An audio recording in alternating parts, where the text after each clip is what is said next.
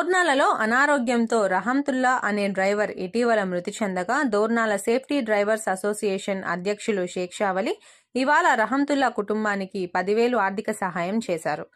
ఈ సందర్భంగా వారు మాట్లాడుతూ కుటుంబానికి అండగా ఉంటామని, ఎలాంటి అవసరం ఉన్నా సాయం చేస్తామన్నారు. ధైర్యంగా ఉండాలని అభయం ఇచ్చారు.